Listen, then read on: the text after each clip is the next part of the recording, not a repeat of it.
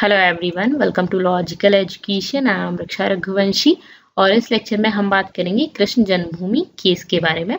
ये कृष्ण जन्मभूमि केस को रीओपन किया गया है। क्यों इसको रीओपन किया गया है, क्या ये पूरा मैटर है, क्या केस है, इस बारे में डिस्कस करने वाले हैं।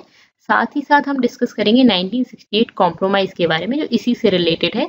ये कॉम्प्रोमाइज हिंदूज और मुस्लिम्स के बीच में ये मस्जिद और मंदिर की जो जगह थी उससे रिलेटेड कॉम्प्रोमाइज कराया गया था। ये कॉम्प्रोमाइज क्या था, क्या इसके चैलेंजेस हैं। साथ ही हम डिस्कस करेंगे डीटी, किसी भी मूर्ति, किसी भी भगवान के क्या राइट्स होते हैं कानून के सामने, उनको क्या राइट मिलते हैं, उनको किसी लैंड का राइट किस तरह से मिलता है, वो सब चीजें हम यहाँ पे डिस्कस करने वाले हैं। तो चलिए स्टार्ट करते हैं। वीडियो पसंद आए तो उसको लाइक जरूर कर देना, ये आपको पता ही है। चैनल को सब्सक्राइब नहीं किया तो सब्सक्राइब कर लेना है, जिससे नेक्स्ट वीडियोस की अपडेट्स आपको मिल जाए। देखिए, ये पूरा मैटर कैसे स्टार्ट हुआ, ये बात कैसे स्टार्ट हुई। तो बनारस में एक मॉस्क्यू कॉम्प्लेक्स है, आपने अभी न्यूज में काफी सुना होगा, ज्ञानवापी मॉस्क्यू कॉम्प्लेक्स। इस मॉस्क्यू कॉम्प्लेक्स की वीडियोग्राफी सर्वे के ऑर्डर दिए थे कोर्ट ने। अब वीडियोग्राफी सर्वे हुआ, उस सर्वे में ये मॉस्क्यू जो है उसके पिलर्स पर त्रिशूल के निशान पाए गए। इसके अलावा लोटस के, फ्लावर्स के, ये सब कुछ पुराने डेब्रिस मिले, कुछ उनके खंडर टाइप के ओल्ड टेम्पल के कुछ सबूत मिले वहां पे। तो अब जब ये सबूत मिले तो क्या हुआ, 19 मई को मथुरा के डिस्ट्रिक्ट जज ने अलाउ किया रीओपन करना। ये जो केस था जो कृष्ण जन्मभूमि वाला केस, उस केस को रीओपन कर दिया जाए। ठीक है, तो ये केस क्या था, basically ownership of the land on which 17th century mosque stands today. ये देख रहे हैं आप, ये वो मॉस्क्यू है और ये वो टेम्पल है। ठीक है, 17th सेंचुरी में औरंगजेब ने यहाँ पे ये मॉस्क्यू बनाई थी और इसको मंदिर को तोड़ के बनाई गई थी, ऐसा बोला जा रहा है। मंदिर को तोड़ के ये मॉस्क्यू बनाई गई। अब यहाँ पे पिटिशनर्स का कहना है कि ये जो मॉस्क्यू है वो कृष्ण भगवान का जन्म हुआ था उस जगह पे आपने बना दी है। ठीक है, तो इसको हटाया जाए, यहाँ पे ये जमीन पे हमारा हक है, हमें दी जाए। ठीक, मतलब भगवान का हक है बेसिकली। ठीक है, तो ये पूरा मैटर है, इसको रीओपन करने के लिए यहाँ पे इन्होंने अलाउ कर दिया है डिस्ट्रिक्ट जज ने। अब बेसिकली ये मॉस्क्यू कहाँ है, क्या है, तो ये जो मॉस्क्यू है इसको औरंगजेब ने बनवाया था 1670 में। ठीक है, और इसको कहाँ पे बनाया गया है, तो उसी मंदिर के पास में बनाया गया है, कृष्ण जन्मस्थल के पास में बनाया गया। और ये जो टेम्पल यहाँ पर भी था, उस टेम्पल को डिमोलिश किया गया, खत्म किया गया और उस जगह पे फिर मस्जिद बनाई गई। पास में मंदिर है और यहाँ पे ये मस्जिद है। ठीक है, ऐसा माना जाता है कि इस जगह पे कृष्ण भगवान का जन्म हुआ था। कृष्ण भगवान का जन्म देवकी माँ और उनके कृष्ण भगवान के माता पिता दोनों को ही बंद कर लिया गया था जेल में, और वहां पे उनका जन्म हुआ था। तो इस जगह पे उनका जन्म हुआ था, ऐसा माना जाता है। ठीक है, तो वहां पे मंदिर था और मंदिर को तोड़ के फिर मस्जिद बनवा दी गई। तो डिस्प्यूट बेसिकली यही है। यहाँ पे डिस्ट्रिक्ट और सेशन जज राजीव भारती ने अलाउ किया एन अपील बाय कृष्ण, जो श्री कृष्ण जन्मभूमि ट्रस्ट है, उन्होंने अपील दायर की थी और इस अपील को अलाउ कर दिया, उसको रीओपन किया गया है। तो ये अपील किसके द्वारा की गई थी, एक तो इस ट्रस्ट के द्वारा, साथ ही कुछ अदर प्राइवेट पार्टीज के द्वारा ये अपील की गई थी। उन्होंने क्या अपील की थी, क्या चाह रहे हैं वो चाह रहे हैं ownership of the land which Shahi Idgah mosque is built. ये जो मॉस्क्यू, ये जो मस्जिद बनाई गई है जिस लैंड पर, उस लैंड पर मस्जिद का अधिकार नहीं है। उस लैंड पर किसका अधिकार है, हमारा अधिकार है, भगवान कृष्ण का अधिकार है, बेसिकली इनका ये कहना है। ठीक है, इन प्राइवेट पार्टीज, और ये कृष्ण जन्मभूमि ट्रस्ट का कहना है। ठीक है, ओके। तो ये ट्रस्ट जो है वो भगवान की तरफ से एक पर्सन या एक, आप बोल सकते हैं, एक एंटिटी है जो भगवान की तरफ से यहाँ पे केस कर रही है। ओके, ये डिस्प्यूट है वो कितनी लैंड को लेकर है, तो 13.37 एकड़ ऑफ लैंड। यहाँ पे 13.77 भी किसी किसी जगह पे लिखा हुआ है। ठीक है, तो आप इसको एक बार चेक कर लीजिएगा। 13.77 एकड़ ऑफ लैंड को का जो डिस्प्यूट है वो इस जगह पे है। ठीक है, तो यहाँ पे पिटिशनर्स का कहना है कि ये जो जगह है ये भगवान कृष्ण की है, भगवान कृष्ण जो है उनकी मूर्ति का अधिकार है इस जगह पे, ना कि मॉस्क्यू का। ठीक है, अब यहाँ पे पहले भी प्ले की गई थी तो उसको बेसिकली डिसमिस कर दिया गया था लोअर कोर्ट के द्वारा।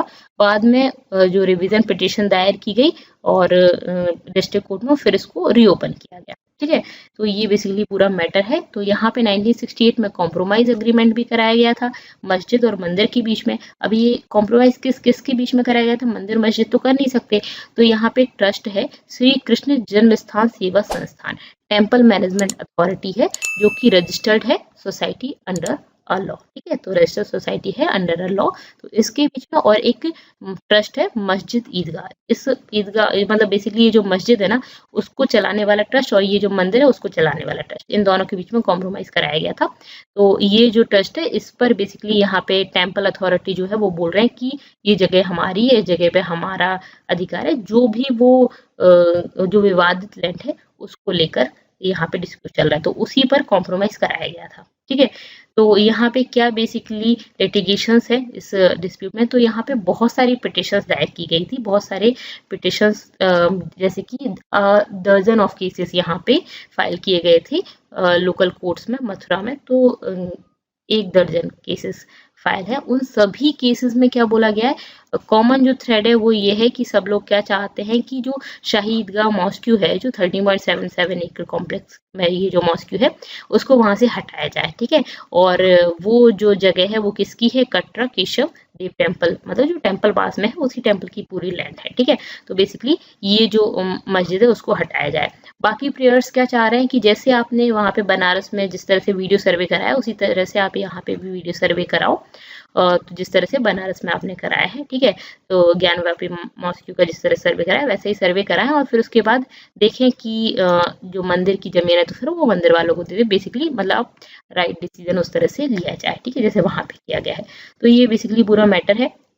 अब यहाँ पे इलाहाबाद हाई कोर्ट में भी अपील चल रही थी, बेसिकली पीआईएल चल रही थी, उस पर हियरिंग थी बाय एडवोकेट महक महेश्वरी, इन्होंने पीआईएल दायर की थी।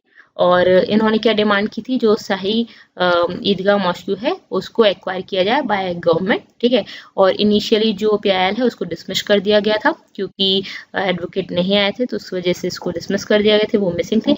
उसके बाद फिर रिवाइव किया गया उसको और फिर जो नेक्स्ट डेट दी गई और ये हियर की जाएगी 25 जुलाई को, ठीक है। तो ये बेसिकली है। और एक और सेपरेट केस चल रहा है जिसमें यहाँ बोला गया है कि 4 मंथ्स के अंदर अंदर आप इस केस का डिसीजन बेसिकली सुनाओ, ठीक है। तो इस तरह से केस चल रहे हैं और भी। और यहाँ पे ये लैंड किसकी है क्या है तो पूरा डिटेल में देख लेते हैं। तो शाही ईदगाह मॉस्क्यू जो है उसको 1670 में औरंगजेब के द्वारा बनवाया गया था, ठीक है। वहां पे पहले टेम्पल था जिसको हटाया गया, टेम्पल को डिमोलिश किया गया, बाद में उसको उसकी जगह पे मस्जिद बनवाई गई। ये जो एरिया था, ये पूरा का पूरा एरिया वो रजिस्टर्ड है नाजुल लैंड कहता है। नाजुल लैंड कौन सी होती है, जो गवर्नमेंट की लैंड होती है, जो कोई भी प्राइवेट प्रॉपर्टी नहीं होती, एग्रीकल्चरल लैंड नहीं होती, जिसपे सड़क वगैरह बनाई जाती है, ठीक है।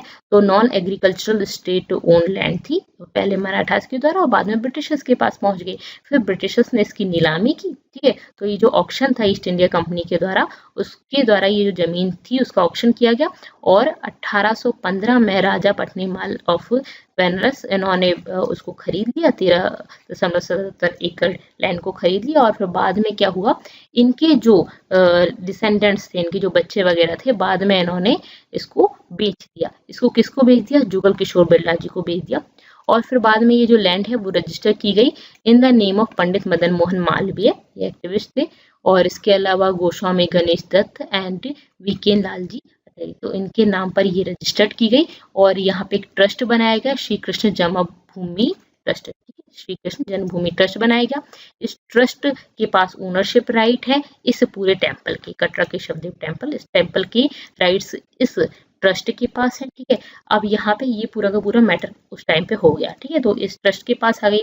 फिर यहाँ पे क्या हुआ, 1968 में कोर्ट में ये विवाद गया कि जो मॉस्क्यू है उस जगह पे मतलब वो भगवान की जगह है तो उसको हटाया जाए, तो ये पूरा का पूरा मैटर गया। फिर कोर्ट ने 1968 में कॉम्प्रोमाइज कराया। उस कॉम्प्रोमाइज में क्या था, बेसिकली उन्होंने बोला 1968 से पहले यहाँ पे कोई बहुत स्ट्रक्चर्ड कॉम्प्लेक्स नहीं था, कुछ अच्छा स्ट्रक्चर्ड कॉम्प्लेक्स नहीं था, बहुत सारी छोटी छोटी इनहेबिटेड मतलब बेसिकली झोपड़ियाँ वगैरह बनी हुई थी। 13.77 एकड़ पीस ऑफ लैंड पर काफी सारी यहाँ पे झुग्गी झोपड़ी बनी हुई थी, उनको हटाया गया, उनका सेटलमेंट्स कराया गया। बहुत सारे मुस्लिम इनहेबिटेट्स जो थे वो वहाँ पे थे, उनको वेकेट कराया गया, उस जगह को खाली कराया गया। और वहाँ पे बाउंड्रीज खींची गई जो मस्जिद है और जो मंदिर है उन दोनों के बीच में, ठीक है। और बोला गया कि इन दोनों को आप अलग अलग चलाओ, बीच में एक लाइन खींच दी गई है, या मंदिर होगा या मस्जिद होगा और आप अपने अपने काम करो, एक दूसरे को परेशान मत करो। और ये भी बोला गया कि ये जो वॉल है इसमें कोई विंडो नहीं होगी, कोई डोर नहीं होगा, मतलब एक दूसरे इधर उधर नहीं आ सके जिससे लड़ाई वगैरह ये सब ना हो। कोई विंडो नहीं होगी, कोई डोर नहीं होगा, तो टेम्पल की तरफ कोई भी इस मस्जिद का कोई डोर वोर नहीं होगा। ठीक है, इस तरह से बोला गया, ये अग्रीमेंट कराया गया। और यहाँ पे एक बीच में एक वॉल के द्वारा सेपरेट कर दिया गया दोनों को। ठीक है, तो यहाँ पे ये कॉम्प्रोमाइज कराया गया। अब ये जो कॉम्प्रोमाइज कराया गया, इस पर बहुत सारे लोग खुश नहीं थे। तो जो पिटिशनर्स थे उन्होंने बोला कि आपने जो कॉम्प्रोमाइज कराया है ये सही नहीं है, क्योंकि और ये इनवैलिड है इन लॉ। क्यों? उन्होंने बोला, उनका ऐसा कहना था कि अग्रीमेंट जो आपने कराया उसमें जो डीटी है उसके राइट्स को आप एक्सटिंग्विश नहीं कर सकते, मतलब किसी मूर्ति के राइट्स को आप एक्सटिंग्विश नहीं कर सकते, भगवान के राइट्स को आप एक्सटिंग्विश नहीं कर सकते। क्यों? क्योंकि वो तो उस प्रोसीडिंग का पार्ट ही नहीं होते, भगवान तो उस प्रोसीडिंग में आते ही नहीं है, तो आप उसके राइट्स को खारिज नहीं कर सकते, खत्म नहीं कर सकते उनके राइट्स को, ऐसा पिटिशनर्स का कहना है। ठीक है, तो यहाँ पे इनका ये कहना है। तो अब बात आती है कि इनके राइट होते क्या है बेसिकली। तो देखिए, किसी भी लॉ के अंडर क्या है, मतलब इंडिया में जो लॉ है उसके अंडर कोई एक जो डीटी है, अब भगवान है वो कोर्ट में आके अपने लड़ाइयाँ तो लड़ नहीं सकते हैं, वो तो अपने लड़ाई लड़ने के लिए आएंगे नहीं। तो बेसिकली लोगों ने एक रास्ता निकाल लिया। ठीक है, तो रास्ता क्या निकाला कि एक नेचुरल पर्सन की तरह भगवान तो आ नहीं सकते, तो उसको एक ज्यूरिस्टिक पर्सन मान लिया जाएगा, एक कानूनी एक इंसान मान लिया जाएगा, एक लीगल फिक्शन कैरेक्टर मान लिया हमने। जैसे कि हमने बहुत सारे कैरेक्टर मान रखे, सेम इसी तरह से भगवान को भी हमने मान लिया कि ये भगवान है। ठीक है, अब भगवान को हमने यहाँ पे एक ज्यूरिस्टिक पर्सन मान लिया, एक लीगल फिक्शन मान लिया। ठीक है, और इसके पास क्या होंगे, कुछ राइट्स होंगे, कुछ लाइबिलिटीज होंगी। ठीक है, to the entity with regard to holding a property, मतलब वो प्रॉपर्टी रख सकते हैं भगवान, भले ही वो है नहीं लेकिन वो प्रॉपर्टी रख सकते हैं, टैक्स पे करेंगे and right to sue and to be sue. ठीक है, तो बेसिकली उनके कुछ अधिकार होंगे भगवान के, जो मस्जिद के पास भी होंगे, मंदिर के पास भी होंगे, सभी के पास होंगे। ठीक है, तो भगवान के कुछ ना कुछ अधिकार होंगे। अब भगवान उन अधिकारों की मांग कैसे करे, भगवान तो कोर्ट में जाके लड़ेंगे नहीं, तो अब एक और रास्ता निकाल लिया। क्या रास्ता निकाले कि भगवान को बना देते एक बच्चा जो बोल नहीं सकता। अब बच्चा नहीं बोलेगा तो कौन बोलेंगे, उनके मम्मी पापा बोलेंगे। तो एक भगवान जो हो गए वो एक बच्चा हो गए और बच्चे के पेरेंट्स बोलेंगे। और पेरेंट्स कौन होंगे यहाँ पे, जनरली जो मैनेज कर रहे हैं टेम्पल को, जो पुजारी हैं टेम्पल के, वो उनके बिहाफ में बोलेंगे, भगवान के बिहाफ में बोलेंगे, जैसे बच्चे के बिहाफ में उसके माँ बाप बोलते हैं। ठीक है, तो सेम इसी तरह से यहाँ पे कोई भी पिटिशन दायर करनी होगी या इनको अगर पिटिशन तो बेसिकली लॉयर करेगा, तो यहाँ पे अगर अपील करनी है तो जो प्रेस्ट होगा, जो भी टेम्पल को देखभाल करेगा या मैनेज करेगा, वो जो है वो वहाँ पे इनकी तरफ से रिप्रेजेंट करेगा। ठीक है, तो यहाँ पे हालांकि सुप्रीम कोर्ट ने एक केस में बोला था, ये विश्वनाथ एंड और वर्सेस श्री ठाकुर राधा वल्लभ जी एंड और। ठीक है, 1968 का ये केस था।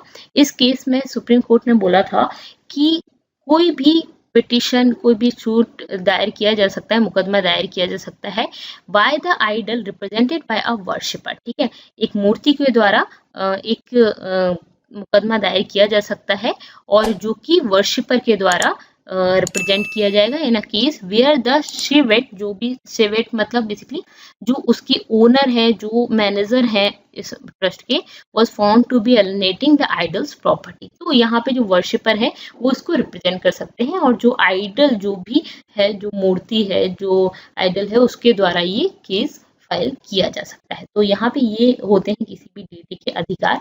तो ये पूरा मैटर है 1968 में इस पे कॉम्प्रोमाइज करा दिया गया था। अब वापस से वो बात आगे आ रही है, जैसे अयोध्या वाला सीन हुआ, फिर बनारस वाला सीन हुआ, तो ये एक मैटर्स जो है, तो इस तरह से मैटर्स यहाँ पे बार बार आते जा रहे हैं। तो यहाँ पे हमने ये लेक्चर कंप्लीट किया। आप इसकी पीडीएफ चाहते हैं तो टेलीग्राम चैनल को ज्वाइन कर सकते हैं। इसके अलावा इंस्टा, फेसबुक पर भी आप मुझसे जुड़ सकते हैं। वीडियो पसंद आता है तो उसको लाइक करना है, चैनल को सब्सक्राइब करना है और अपने फ्रेंड्स के साथ शेयर कर देना है। Thank you so much, thanks for watching.